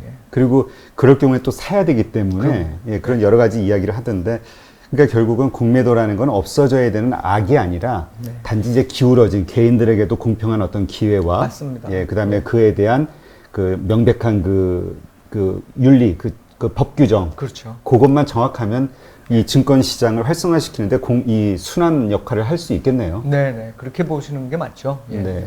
그러니까 이건 뭐 정부에서 뭔가 이렇게 평평한 네. 운동장을 만들어주는 쪽으로 뭔가 정책을 만들어주시면 좋을 것 같다는 생각이 듭니다. 네. 네. 그러면 이번에 이 코로나 이제 지금 재확산에 대한 우려가 커지고 있잖아요. 이것이 결국은 뭐 많은 분들이 초반부터 걱정했던 10월, 11월 달에 2차 팬데믹으로 정말 세계적인 유행이 되는 거 아니냐 이런 네. 걱정하시는 분도 있고요. 네. 그러면서 이러한 것들이 결국은 주식시장에 3월과 같은 폭락 장세를 만드는 거 아니냐 걱정하시는 분들이 있거든요. 어떻게 보시나요? 일단 팬데믹이 와도 폭락 증세는 없을 것 같아요. 아, 그래요? 예. 그러니까 그러려면은 지난 3월에 왜 폭락을 했는지 살펴볼 필요가 있습니다. 우리가 펀더멘탈을 많이 보잖아요. 네. 물론 뭐 주가가 펀더멘탈대로 움직이지 않는 경우들도 많습니다만 그런 경우가 대표적인 케이스라고 봐야 돼요. 왜 그때 주가가 떨어졌냐 그렇게. 이제 현상으로 보면 외국인들이 굉장히 많이 팔았죠. 그렇죠. 예, 그리고 국내 기관 투자자도 굉장히 많이 팔았습니다. 그런 현상이 나타난 건 이게 금융 시스템 리스크가 커질 수 있다고 생각을 한 거예요. 그럼 여기서 얘기하는 금융 시스템 리스크라는 게 뭐냐면 금융기관이 리퀴디티 프로블럼, 그러니까 리퀴디티 부족 현상에 빠질 수 있다라고 생각을 하는 겁니다. 그렇게 됐을 경우에는 금융기관이 할 수 있는 일이 뭐죠? 예. 금융기관이 할 수 있는 일은 현금을 확보하는 거예요. 고객들이 뭐고 요구하면 바로 대응할 그렇죠. 수 있는. 유동성 위험은 현금을 확보하는 것으로 해결을 하는 겁니다. 자, 그럼 이제 많은 분들 모르실 거예요. 그때 당시에 그런 게 있었어? 이러실 거예요. 근데 그런 게 있었어요. 아, 그래요? 예, 그런 게 있었어요.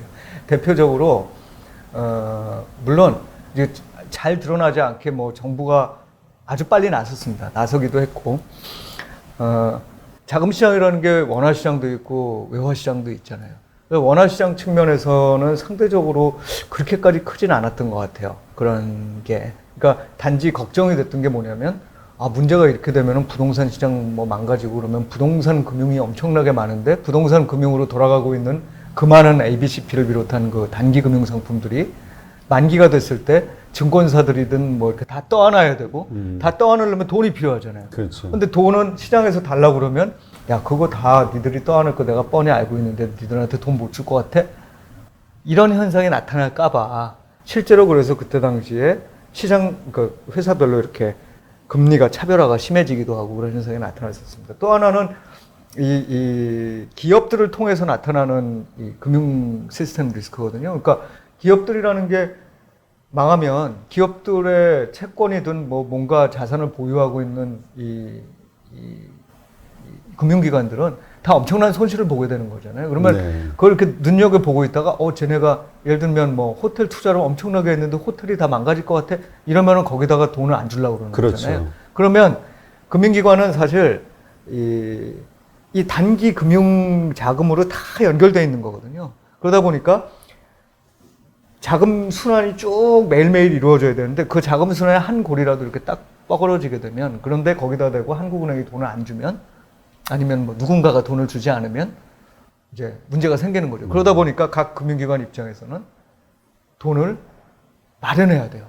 돈을 마련하는 길은 뭔가요? 자산을 파는 거죠. 그렇죠. 있는 걸 팔아야지. 그러니까 일단 사는 거는 둘째치고 있는 거 팔아야 돼요. 환율 쪽에서는 뭐 환율이 그렇게 큰 문제가 됐었나 싶은데 우리나라가 이 많은 투자자들이 엄청난 규모의 해외 지수 연계형 ELS나 파생상품 투자하셨잖아요. 네. 그럼 그거를 해지하기 위한 포지션들을 다 금융기관들은 보유하고 있어요. 그 해지 포지션들이라는 건 결국은 뭐 여러 가지 형태인데 그게 해외 지수니까 그쪽 시장에 가서 거래해야 되는데 우리가 증거금으로 줘야 될 게 뭐냐면 달러예요. 네. 달러 뭐 표시, 채권 뭐 이런 걸 줘야 된단 말이죠. 달러를 그러면 보통 달러를 어떻게 구하냐면 FX 수합이라든지 뭐 CRS 마켓이라고 그래서 통화 수합 시장에서 이제 그거는 자금 조달 시장이죠. 우리가 많이 알고 있는 외화 시장이라는 거는 외화 환전 시장. 그러니까 현물로 내가 뭐 100원 주면 달러 얼마 줄게 뭐 이런 시장이 아니라 달러를 조달하는 시장. 내가 원화를 주고 달러를 조달하는 시장이 이제 경색이 되는 거예요. 그러면 그게 어디로 밀려 내려오냐면 이제는 하루짜리라도 내가 원화 자금은 조달이 되니 원화 자금 조달되는 데들은 그걸 조달했다가 그걸로 달러를 바꾸는 겁니다. 그러다 보면은 환율이 올라가겠죠. 그래서 그때 막 환율이 올라갔잖아요. 네, 그랬죠. 예.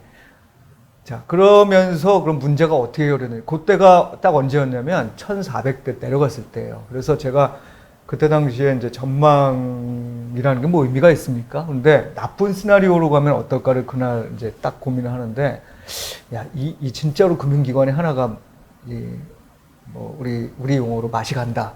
이랬을 때 과연 어떻게 될까 시장이.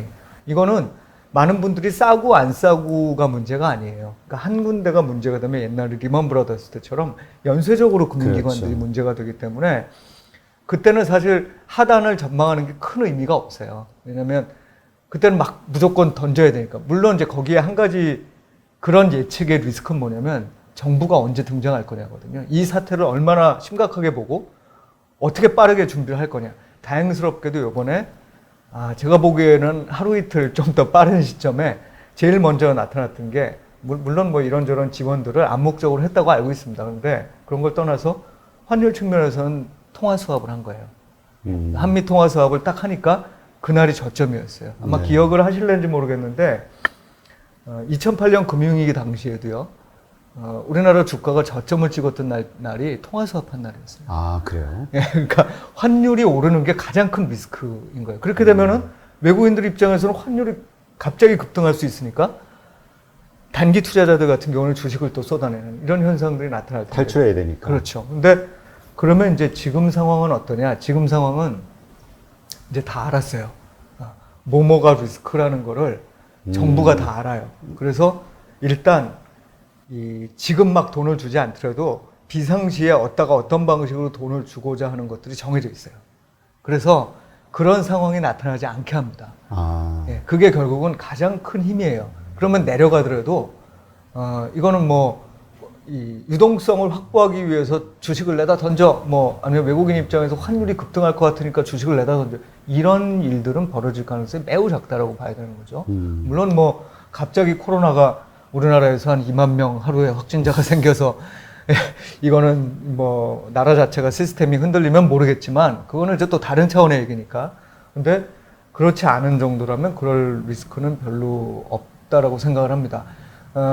그래서 이제 하단은 그런 측면에서 많이 막혀졌고, 또 하나의 제가 보고 있는 하단을 막고 있는 거는 결국 뭐냐면 요번에 많이들 들어오신 개인 투자자분들이죠. 네. 여전히 이 주식에 투자할 수 있는 잠재력인 돈이 얼마야? 좀 모르겠어요. 얼마나 될지. 제가 사실은 요번에 쭉 계속 보면서 이 고객 예탁금도 계속 늘어나고, 한편으로 이미 주식을 사서 순매수한 규모도 계속 늘어나고 이런 상황이잖아요. 그래서 지금 고객 예탁금 50조 넘고 순매수하신 것도 50조가 넘으니까 올해로 본다 그러면 고객 예탁금이 원래 한 25조였다 치더라도 25조에다가 50조 사신 걸 생각하면 75조가 주식시장으로 순매수하러 들어오신 거예요. 엄청나네요. 75조라는 돈은 우리나라 국민연금이 전체 자산은 많은데 국내 주식에 투자하고 있는 돈이 한 120 몇 조 이렇게 됩니다. 누적 총 금액이. 그렇죠. 지금 현재 보유하고 있는 금액이 그래요. 그리고 매년 순증을 시킨다. 내가 주식 투자를 좀 많이 해야지라고 했을 때 순증 규모가 10 몇 조 이렇게 되는 거거든요. 그거는 그 장기적인 이 에셋 로케이션 따라 다르지만 어쨌든 그런데 75조가 그것도 불과 7, 8개월 만에 들어온 거죠. 그러니까 이거는 엄청난 규모의 모멘텀이 수급 측면에서 나타난 거라고 봐야 되겠죠. 네. 그러니까 그런 측면이 결국 뭐를 얘기하냐면 신규 자금이 유입됐다는 걸 의미하거든요. 물론 그 중에 일부는 펀드를 환매하고 주식형 펀드 환매하고 그걸로 내가 직접 해야지 이게 답답해서 못하겠어 이런 분도 계시겠지만 또 상당히 많은 규모의 돈들은 요금을 예금해서 또는 이 부동산 팔았다가 부동산 다시 사는데 엄청난 부담을 주니까 그러면 좀 잠깐이든 아니면 좀 장기적으로는 이쪽으로 와볼까 이런 돈들이 다 뒤섞여서 왔다는 거예요. 네. 예, 그런 면들이 아마 영향을 또 미칠 거고 마지막으로는 학습 효과죠. 예, 다른 측면들이 있어도 어쨌든 우리 바닥 갔다가 바로 반등하는 거 봤잖아요. 그거 그렇죠. 본 지 불과 몇 개월 안 됐거든요. 그러니까 이 일 때문에 사단이 나면 정말 좋은 기회라고 생각하는 분들이 또 생길 수 있다는 측면에서 이번에 그런 리스크가 이 코로나가 저희가 정말 예상하지 못하는 수준으로 가지 않는다면 제가 보기에 지난번과 같은 그런 리스크를 생각하실 필요는 없을 거라고 봅니다. 네, 진짜 떨어지면 다시 지난번에는 놓쳤지만 이번에는 안 놓칠 거야 이런 생각하시는 분들이 그럼요? 주변에도 많이 있더라고요. 그렇죠. 그러면 이 코로나 말고 또 다른 지금 대변수 리스크로 떠오르는 게 이제 미중 갈등이고 미국의 11월 대선이잖아요. 그 대선에서 트럼프 대통령이 뭔가 지금 열세를 만회하기 위해서는 좀 무리수를 미중 갈등 간에 던지지 않을까 이런 것이 결국 또 취약한 세계 경제에 어떤 충격을 주지 않을까 이런 걱정을 하시는 분들도 있거든요. 이 사실은 미중 갈등은 이제 상수화됐죠. 거의 한 2, 3년 지금 이러고 있는 거잖아요. 네, 그렇죠. 2018년, 19년, 20년. 그죠? 그러니까 사실은 이렇게 상수화된 리스크를 얘기할 때는 이게 한편으로는 리스크는 분명히 리스크인데 이게 정말 이제 1단계 협상이나 이런 것들이 안 되고 이제 처음부터 다시 시작하자 또는 이제 서로 등 돌리고 이제 우리는 끝이야. 이제 빠이빠이 이렇게 되는 상황을 고려를 하면 그러면은 도대체 어떤 방식으로 이게 세상에 흘러간다는 얘기지? 그러면 양측 간의 무역이라는 게 거의 없어지고 뭐 이런 걸 텐데, 상수화되니까 또 한편으로 이런 생각도 든다는 거죠. 지금까지 이 사람들이 이렇게 해왔을 때는 나름의 이유가 있는 거다. 왜 등 돌리고 서로 이렇게 헤어지지 않고 계속적으로, 뭐 다들 아시다시피 양쪽이 이렇게 연결되어 있는 거거든요. 네, 이런 그렇죠. 식으로 연결되어 있고, 우리가 싸우는 부분은 연결이 되어 있는 요 끝 부분에 언저리에 있는 거죠. 예를 들면 중국은 중국대로 이러고 싶겠어요. 사실 중화민국이라고 본인들이 생각을 하는데, 글로벌 패권을 쥔다. 이거는 제가 보기에는 지금 당장의 목표도 아닐 뿐만 아니라 그렇게 생각도 안 할 거예요. 근데 적어도 지역 내에서의 패권을 유지한다? 이거는 예전에 제가 이제 리콴유라는 분 계시죠? 네네, 싱가포르 총리하셨던, 이미 돌아가셨는데, 그분이 저희는 저도 못 만나 뵀습니다만 굉장히 현자라고 얘기를 하죠. 아, 네.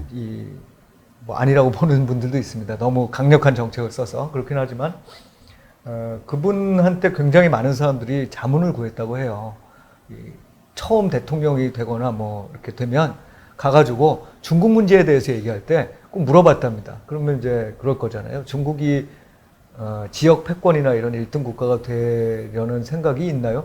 그럼 이제 대답이 항상 같다는 거죠. 아닐 이유가 있냐.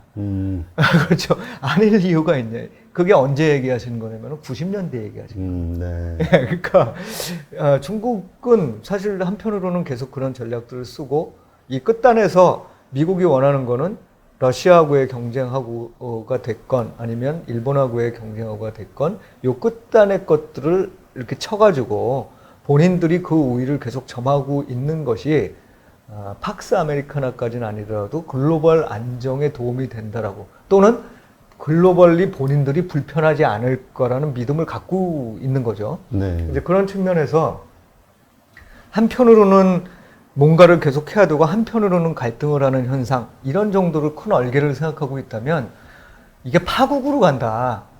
파국으로 간다기보다 파국으로 가면 다시 또 이게 복원되는 힘이 생길 거다라고 보는 게 합리적인 생각인 것 같아요. 그러니까 마치 우리가 모이면 바이러스가 많이 걸리고 헤어져서, 우리 최근에 이제 그러더라고요. 뭉치면 죽는다.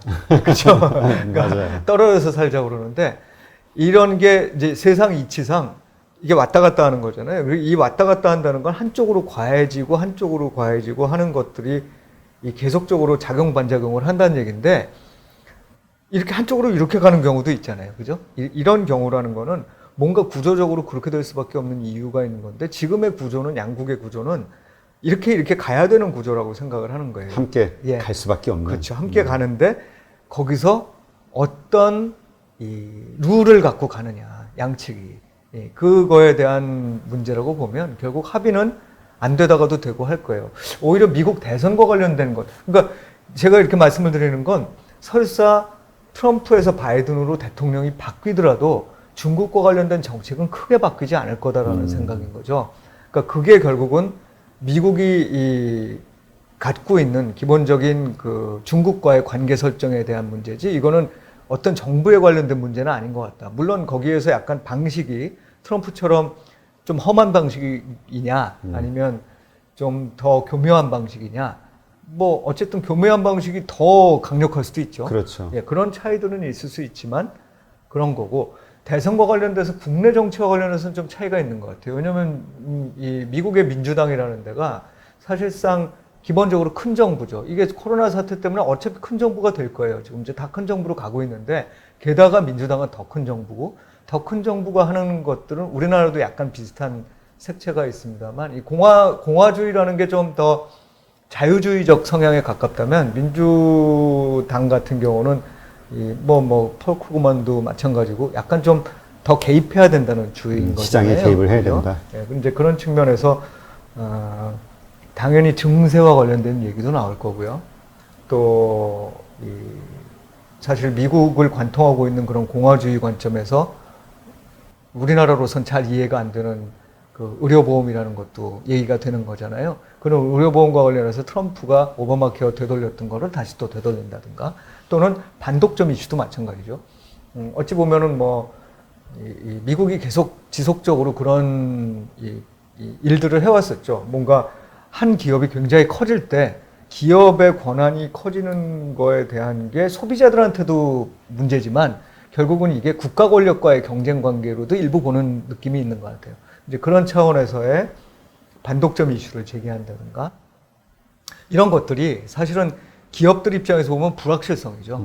예. 그러니까 그런 게 사실은 지나고 나야 좀 안정이 될 거고, 뭐 사실은 너무 나쁘게 볼 필요는 없는 게, 그 민주당, 공화당을 이렇게 보면 뭐 민주당 때 주가가 빠지고 공화당 때 주가가 오르고 안 그렇죠. 사실은 평균적으로 보면 공화당 때 주가가 별로 안 좋고 민주당 때 좋고, 근데 그건 역시도 약간 좀 제가 보기엔 이 통제되지 않은 너무 많은 변수가 있어요. 세상에 얼마나 많은 일들이 뭐 전쟁도 그렇죠. 있었고 그렇잖아요. 근데 어쨌든 평균적으로 보면 민주당 때 반드시 주가가 그렇게 나쁜 상황은 아니에요. 그래서 좀 지나고 나면은 또 안정을 되찾을 거로 보는데, 그게 결정될 때까지 사람들은 이게 어떤 방식으로 될 건지에 대한 불안감은 가질 거예요. 그리고 그런 것 때문에 민주당으로 정권이 바뀐 다음에 한 달, 뭐 2달 이렇게 주가가 좀 안 좋았던 경험들은 있습니다. 그 경험에 대한 기억들이겠죠. 그래서 그 경험들은 조금 되새겨서 올 하반기 때 올 수 있는 리스크 하나로 좀 넣어놓자, 이렇게 생각을 합니다. 많은 분들이 걱정하는 것 중에 하나가 민주당에서 이제 하게 되면 바이든 후보 같은 경우는 법인세 네. 인상과 관련된 이슈, 이것도 걱정하더라고요. 그럼요. 예, 네. 법인세 인상 아까도 이제 세금 증대와 관련된 말씀을 드렸는데, 이게 이 클린 수입이라고 하죠. 클린 수입이 대통령, 상원, 하원을 한 당이 다 갖고 있으면 그렇게 얘기를 하는데, 사실상 지금은 이제 그 원래 트럼프 대통령이 될 때는 공화당이 싹 가지고 있었잖아요. 그러다가 이제 하나가 이 민주당으로 넘어간 거고, 이제 이런 상태에서 이번에 선거를 지방선거도 하고 또 상원의원 선거 부분적으로 하는데, 여기서 만약에 민주당으로 다 바꾸면 이게 세금을 바꾸는 거니까 하원도 통과해야 되고 상원도 통과해야 되고 대통령 통과해야 되니까, 대통령, 상원, 하원, 대통령 다 한 편이 돼야 되니까, 아니면은 사실은 좀 쉽지는 않죠. 그런데 만약에 그런 상황이 돼버리면 이게 딱 그런 상황이 되니까 트럼프가 했던 게 28%였던 걸 21%로 딱 내려버렸거든요. 네. 근데 지금 21%를 다시 28% 다시 올린다는 거잖아요. 그렇죠. 그러면 그거만큼 당연히 기업들 입장으로 보면 세후 순이익이 줄어드는 거고, 주주 입장에서 보면 세금 내고 난 다음에 가져가는 거니까 그만큼은 깎아줘야 되는 이런 상황이 되는 거겠죠. 네, 그렇군요. 그러면 지금 이제 초반에 이 코로나 이후로 이 금융장세를 이끌었던 것이 이제 주도주가 언택이라는 거였잖아요. 네. 그런 중심으로. 그래서 국내에서도 뭐 카카오나 네이버, 뭐 미국 같은 경우는 팡으로 표현되는 그런 네. 기업들이 주도주로 아주 크게 떠올랐는데, 이것이 앞으로도 계속 지속이 될 거라고 보시나요? 아니면 이제 후속으로 많이 올랐기 때문에 이제는 뭔가 대체할 새로운 주도주가 떠오를 거라고 보시나요? 단기적으로는 여러 이제 변화들이 좀 있을 수도 있는 시점까지 주가가 올라왔다고는 봅니다. 그런데 이제 좀 더 이런 업종을 다룰 때는 길게 볼 수밖에 없고, 길게 보는 기본적인 관점은 우리가 이런 기업을 볼 때 뭐 저금리도 영향을 미칩니다. 왜냐하면 성장주는 저 뒤쪽에 수익이 많이 난다고 보는 거잖아요. 나중 미래에. 그렇죠. 그거를 금리가 낮아지면 낮아질수록 이쪽으로 땡길 때 그 가치가 커지거든요. 그러다 보니까 이제 저금리 성장주가 좋다, 이런 논리를 채권적 입장에서 봤을 때 할 수 있죠. 장기채가 마치 가격 변동이 큰 것처럼 그런 부분도 있고 한데, 사실 근본적인 부분은 이 회사들을 경쟁해서 이길 때들이 있을까? 이런 관점에서 저는 좀 접근을 하는 편입니다. 근데 그게 플랫폼 비즈니스가 되고 이렇게 오히려 외부 효과가 작동하는 구조로, 그러니까 everything as a service라는 얘기를 쓰잖아요. 그러니까 이런 관점이 되면서 여러 사람이 모여 있는 거에 힘이 굉장히 커진 거예요. 뭐 그게 사실은 이런 유튜브도 마찬가지라고 생각을 하고요. 많이 보면 거기에 더 들어가는 거예요, 사람들이. 물론 제조업체 쪽에서도 많이 사용하는 물건을 다른 사람들이 또 사용하는 경향성이 있습니다. 그런데 어느 순간 자고 일어나면 말이죠, 노키아 핸드폰 쓰다가 이것보다 정말 기가 막힌 게 나오면 다 애플 쓰지 노키아 안 쓴다는 거죠. 그런 것처럼 뭔가 제조업 쪽에서는 그런 변화들이 나타나는데, 그런 어떤 이거를 뭐 뭐 외부 효과라고 볼 수도 있고 뭐 여러 가지 이제 평가를 할 수 있을 텐데 그런 플랫폼이 갖는 경쟁력. 카카오톡을 과연 사람들이 안 쓰면 가까운 시일 내에 사람들이 카카오톡 아닌 다른 거를 쓸까? 그거에 대해서 상당히 회의감이 든다는 거예요. 네.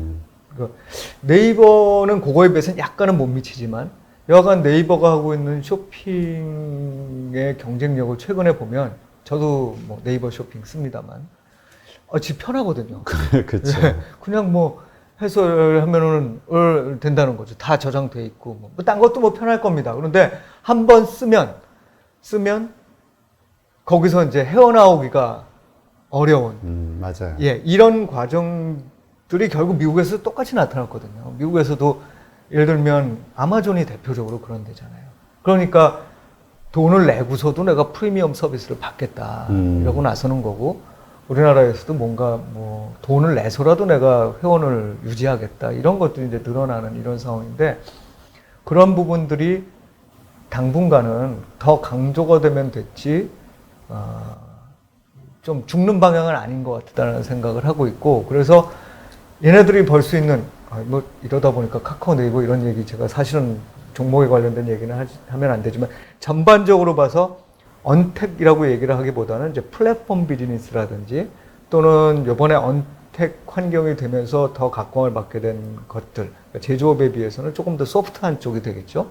뭐 예를 들면 GM도 사실은 GM이 우리가 물건 만들어 파는 데기도 하지만 더 중요한 거는 비행기 엔진에다가 센서 달아가지고 센서로부터 나오는 데이터로 서비스 해주는 걸로 피를 받는 데란 말이죠. 네. 한편으로는. 그러니까 그런 식의 어떤 이렇게 사람들을 종속하게 만드는 이런 분야들에 대해서는 사실상 지금 가격이 전부는 아니라고 봐요. 더 올라갈 수 있다. 이런 데를 잘 발견하는 게 굉장히 중요하다고 봐야 되고 다행스럽게 또 이번에 우리나라에 이제 언택도 언택이지만 신기술이 굉장히 빠르게 접근되는 거잖아요. 이거는 뭐 저도 갑자기 인터넷 쇼핑을 더 많이 하게 된 것처럼 안 하시던 분들도 많이 사용을 하게 된 이런 어떤 변화를 이게 강제한 게 코로나가 있지만 그런 측면에서 이제 이 다른 쪽의 기술 발전도 굉장히 빨라지는 느낌이에요. 대표적으로 테슬라 많이 사용하시죠. 네. 테슬라 막 이제 주변에 많이 보이는데 그런 것들이 발전하면서 나타나는 우리가 알게 모르게 갖고 있었던 밸류 체인상에서의 좋은 기업들이 있더라. 적어도 그게 제조업이기 때문에 근본적인 정말 이런 플랫폼 기업보다 더 장기적으로 계속 좋을 거네. 이거는 좀 계속 우리가 중간중간 점검을 해봐야 되겠죠. 그런데 그럼에도 불구하고 그런 밸류 체인에서 좋은 것들 이렇게 좀 주도주를 모아놓고 보는 그런 편입니다. 저는. 네. 네. 그러니까 그 핵심은 앞으로 플랫폼 기업이라고 우리가 봐야겠네요. 네. 예, 그런 것들에 대한 그 기대감과 밸류를 어디까지로 볼 것이냐는 이제 각자 뭔가 평가를 좀 해봐야 되고 네. 어쨌든 앞으로 이 세상을 끌고 갈 것은 그러한 기업들이 될 것이다. 이렇게 좀 이해를 하겠습니다. 네, 오늘 이렇게 해서 아주 지금 변동하고 있는 그 변동성이 아주 커지고 있는 세계 경제 그리고 글로벌 금융 상황 이런 것들에 대해서 SK증권의 최석원 리서치 센터장님과 함께 하나하나 점검하는 그런 시간을 가졌습니다. 이렇게 한번 살펴보니까 좀 안심이 되는 부분도 있고요. 또 미처 몰랐던 부분이 또 알게 되면서 좀 흥미로웠던 부분도 있었습니다. 오늘 이렇게 바쁘신데 나와 주셔서 정말 감사드립니다. 네, 불러주셔서 감사합니다. 네, 고맙습니다. 네.